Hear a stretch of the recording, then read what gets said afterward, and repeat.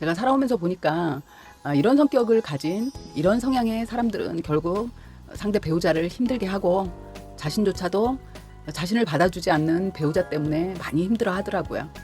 좋아요와 댓글은 사랑입니다.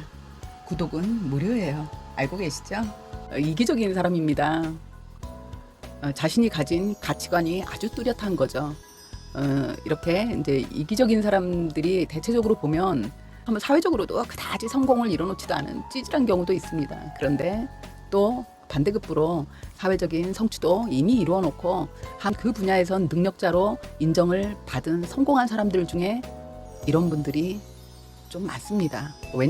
공부도 잘했고 사회적 성공도 거두었고 그 성공의 과정에 한 분야에서 꾸준히 차곡차곡 단계를 밟아가면서 자기 나름대로의 성취가 뚜렷한 사람입니다. 그러다 보니 외부에서의 자극도 많지 않을 확률이 높거든요. 한번 태클을 걸거나 이 사람에게 어떤 조언을 핑계로 하는 상처를 주는 말을 할 사람들이 주변에 없는 경우가 많습니다. 그러다 보니 상대의 실수나 잘못에 대한 이해하고 배려해주는 마음이 타협하고 조율하려는 능력이 떨어질 수 있습니다. 그런데 그럼 이런 사람들이 어떻게 연애는 성공을 할까요? 어쨌든 외국적으로 보여지는 모습이 성공한 사람이기 때문에 그 자체로 이미 매력적으로 보여질 수 있거든요. 그러다 보면 남녀가 처음 만났을 때는 어떻습니까? 서로에게 잘 보이고 싶은 마음, 그 사람에게 맞춰주고 싶은 마음이 앞서는 경우가 많거든요. 그렇다 보니까 그 사람의 단점이 잘 안 보이기도 합니다. 그리고 상대의 단점이 좀 보여도 뭐 저 정도 이뤄놓은 사람이니까 이 정도 깐깐할 수 있지. 자기 나름대로 위안을 삼는 거죠. 그런데 이게 이제 결혼까지 가고 함께 사는 삶이 됐을 땐 결국은 생활이 답답해지고 이해받지 못한다는 건 외롭다는 얘기거든요. 서로 소통하면서 대화가 돼야 되는데 나를 이해해주지 않는 사람 얼마나 어렵습니까? 이 정서적 교류가 이루어지지 않는다는 건 결국은 같이 살지만 따로 사는 것과 마찬가지가 되거든요. 내가 계속 맞춰줘야 합니다. 중년 이후에 조금쯤은 심정적으로 안정적인 노후에 함께 갈 동반자로서는 결국 내 삶이 그다지 행복하지 않을 수 있기 때문에 그럼 연애할 때 어떻게 알지? 연애할 땐 서로에게 집중하고 어쨌든 그 사람의 좋은 점을 보려고 노력하게 될 확률이 높거든요. 그래서 팁을 하나 드리자면 사실은 말투에서 나옵니다. 어떤 말투일까요? 이런 사람들 경우는 대화를 하는 와중에 자기도 모르게 이런 말을 쓸 수가 있습니다. 그걸 내가 왜 해줘야 돼? 난 별로 하고 싶지 않은데 내가 그거 해줘서 뭐해? 이런 말이 툭 나올 수 있습니다.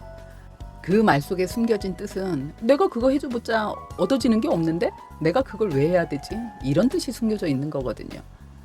이런 말을 은연중에 쓰고 있다 그랬을 때 이 사람이 아주 이기적이고 자기만 생각하는 그런 조금 개인주의 성향이 강한 사람이 아닌가 한 번쯤 의심해 볼 필요가 있습니다.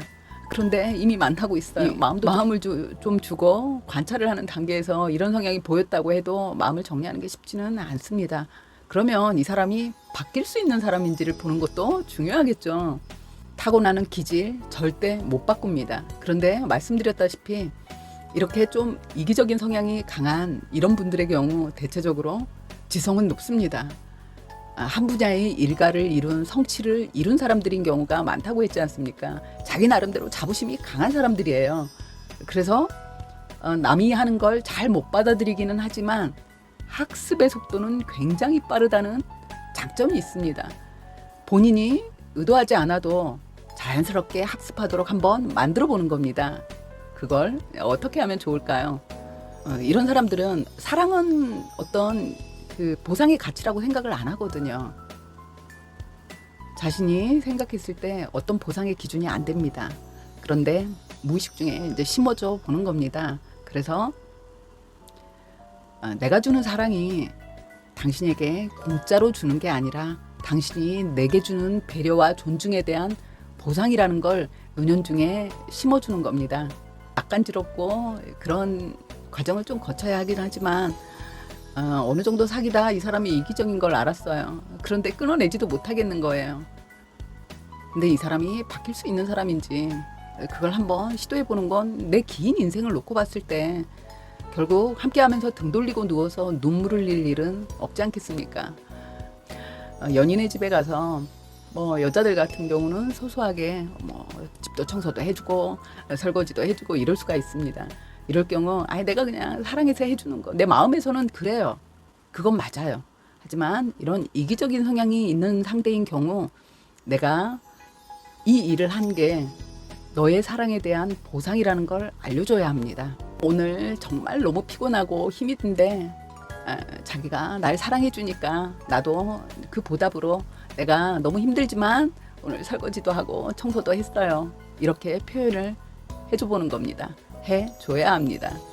나 오늘 데이트하기에는 너무 힘든 컨디션이었어요. 나 진짜 혼자 있으면서 좀 쉬어야 하는데 당신이 걱정할까봐 당신이 날 얼마나 사랑하는지 알기 때문에 오늘 당신과 함께 있으려고 한다. 그러면서 내게 이렇게 사랑을 줘서 고마워요. 나도 그 고마움에 대한 보답으로 함께 있기 위해서 내가 힘이 들지만 나왔다고 표현을 해야 합니다. 뭐 너무 닭살인 것 같죠. 그렇지만 이런 이기적인 사람들에겐 이렇게 자꾸 대화를 하면서 이런 표현을 해줘야 인식을 하게 됩니다. 내가 사랑을 주고 이런 사랑에 보답을 받는 거구나.